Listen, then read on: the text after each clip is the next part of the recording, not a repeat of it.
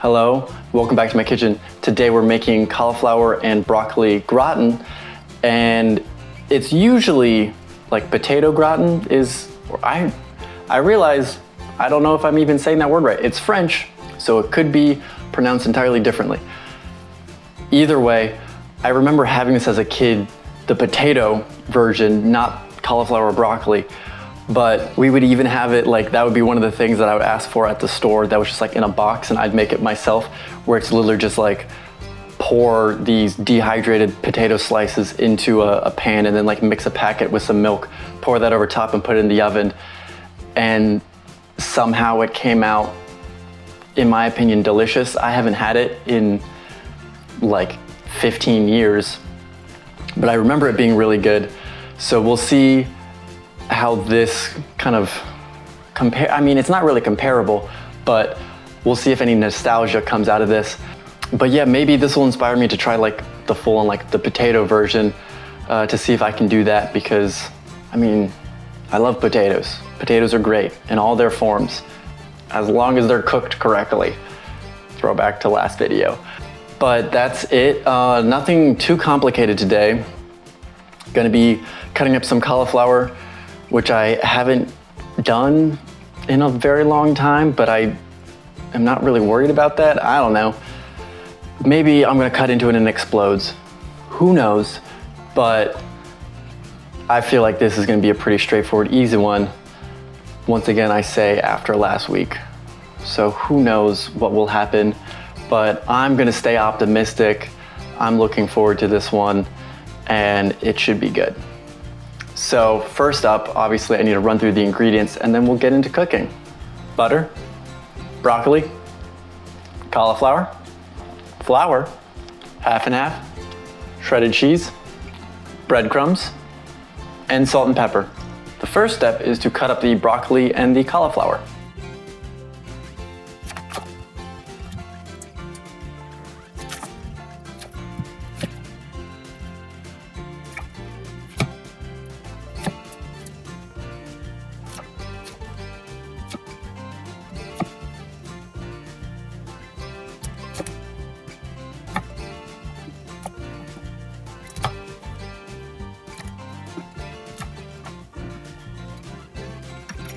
Now that we have the broccoli and the cauliflower cut up, the next step is to put that in a greased baking pan, and then throw that in the oven at 450 for 15 minutes.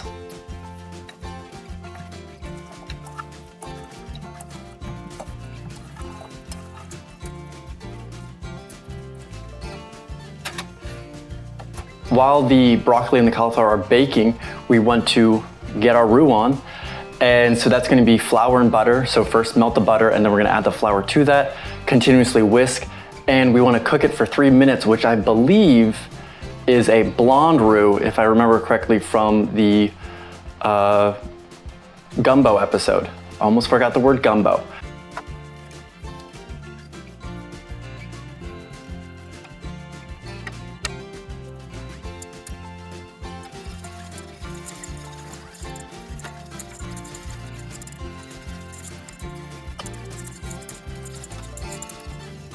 Now that we have the roux, the next step is to add the half and half, but it says off heat, so I'm just gonna lift my pan up off my stove.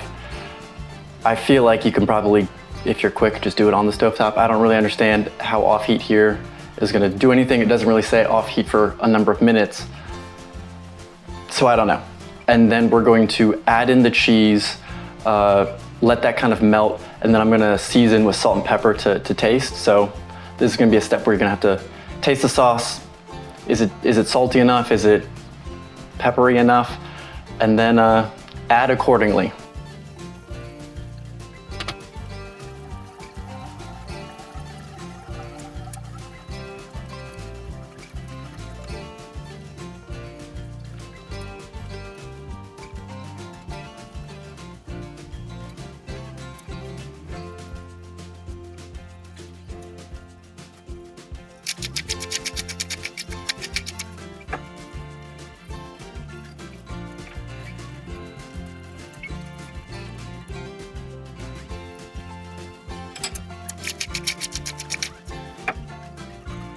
And if you time that all perfectly, the broccoli and cauliflower should be coming out of the oven with the cheese sauce finishing, and then you're just gonna pour the cheese sauce over top of the broccoli and then sprinkle with the breadcrumbs and then put that back in the oven for 25 to 30 minutes until it's nice and golden brown.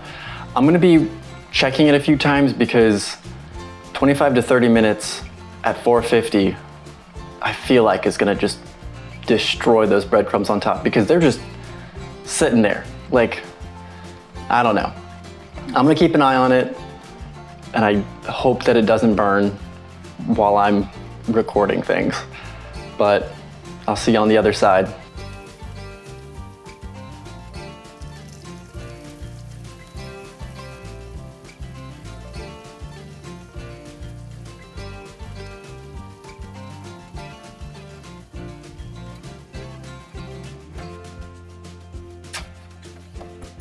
So I kind of did what I told you not to do, and it got a little extra crispy in places that I didn't quite want it to. But I mean, overall, nice golden brown, but there are just those few little spots, not quite the color that I'd like them to be. But it was the 25 minutes that I had it in there for. So probably like 20 minutes would be the way to go there, or those parts are kind of like ridge points.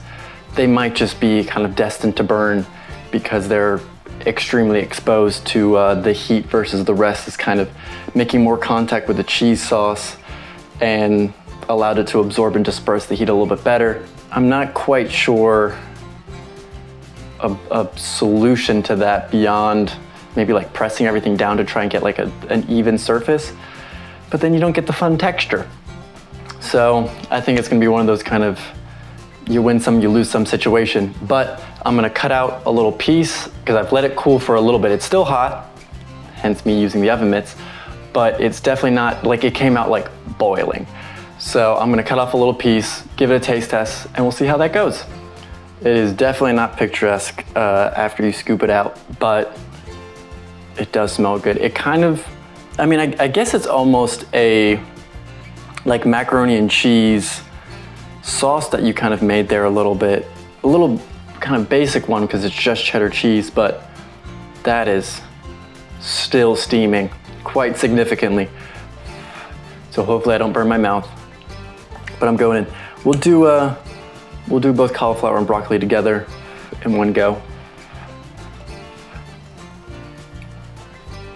All right, that's what I'm talking about now. I mean, to me, this is like, would be a great side because it's got that cheese to it, but you still get that like oven roasted broccoli kind of texture. Maybe it's just because the broccoli that I had kind of was exposed, so it charred up a little bit. And the cauliflower, I mean, it has the cauliflower taste to it, but it's like kind of like soft and has absorbed some of that cheese. But overall, oh, and then I mean, the breadcrumb kind of like gives it like that crust to it. It is very similar to mac and cheese that I made before because I usually do like a breadcrumb on the top for like the oven baked mac and cheese. So this could be a good alternative to that kind of like at the table where it's still gonna be like that cheesy goodness, but technically a little bit more healthy because it's like broccoli and cauliflower that you're covering rather than pasta. But I mean, after last week, very happy with this. It tastes great. You know what, let me just try one of the burnt little bits and see how that goes.